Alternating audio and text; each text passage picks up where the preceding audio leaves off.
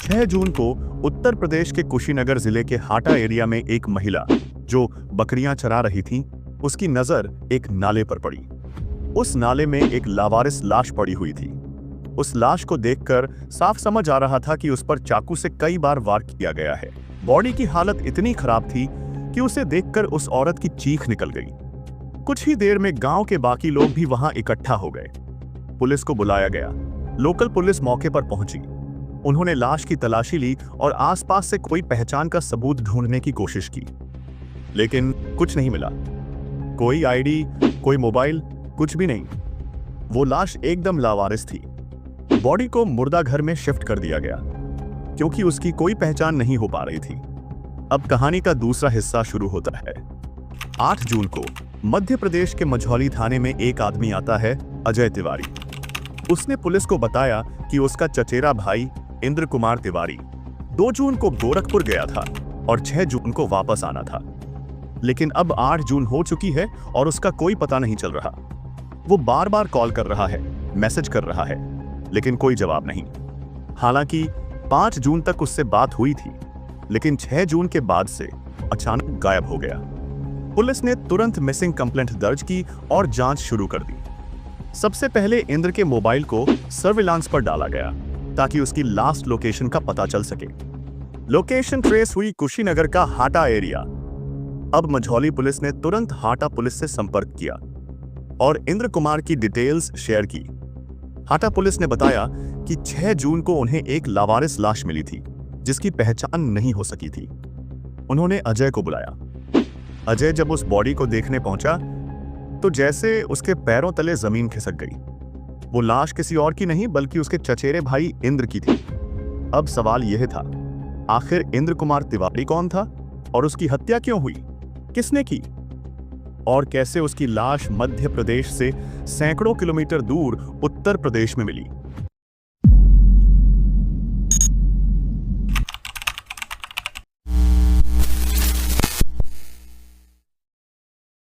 तीन से 10 मई के बीच जबलपुर के पास सिहोरा में अनिरुद्धाचार्य महाराज जी की कथा का कार्यक्रम चल रहा था।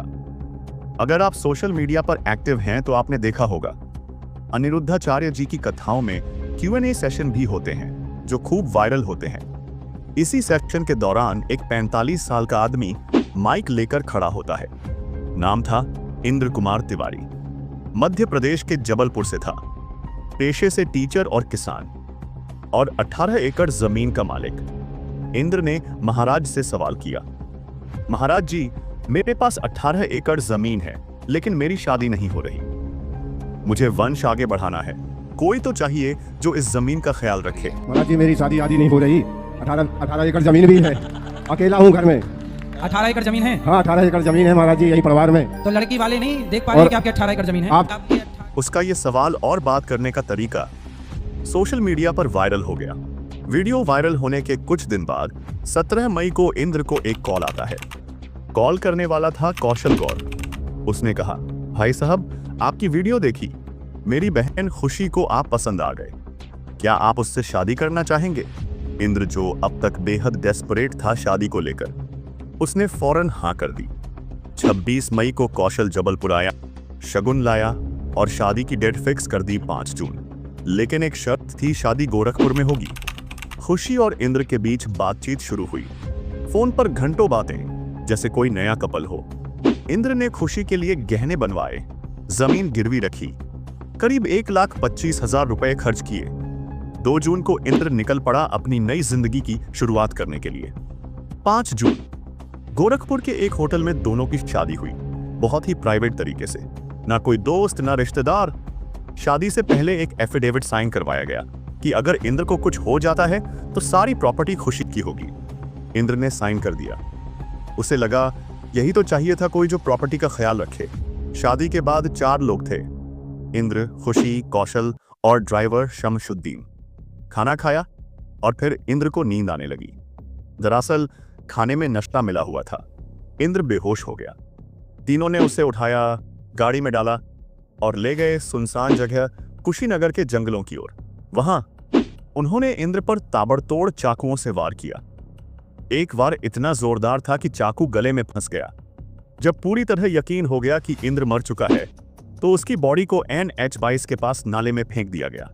उसके गहने और पैसे लूटकर फरार हो गए। अब आप पहले ही जानते हैं कि कैसे उसकी लाश एक महिला को मिली और कैसे अजय की रिपोर्ट से पुलिस कनेक्शन तक पहुंची। इंद्र ने खुशी की फोटो अपने भाइयों को भेजी थी। इसी से पुलिस को लीड मिली। कॉल लॉग्स निकाले गए। एक नंबर बार बार आया रजिस्टर था साहिबा बानो के नाम से। ट्रेस किया गया। पुलिस पहुंची उसके घर। वहीं मिला कौशल और ड्राइवर शमशुद्दीन। घर से इंद्र के गहने, पैसे और पर्स भी बरामद हुए। तीनों गिरफ्तार। पूछताछ शुरू हुई और सामने आया सारा सच। खुशी तिवारी असल में थी साहिबा बानो, कौशल उसका पति था, भाई नहीं। और दोनों ने मिलकर बनाया था यह पूरा प्लान। एक फर्जी आधार कार्ड, एक वायरल वीडियो से मिले टारगेट और एक हत्या। अनिरुद्धाचार्य जी ने कहा था 45 की उम्र में शादी क्यों, प्रॉपर्टी दान करो। शायद इंद्र उनकी बात मान लेता तो आज जिंदा होता। इस केस से हमें दो बातें सीखनी चाहिए। पहली, अपनी संपत्ति की बातें हर किसी से शेयर ना करें, और दूसरी, अकेलेपन में लिए गए इमोशनल फैसले जिंदगी की सबसे बड़ी गलती बन सकते हैं।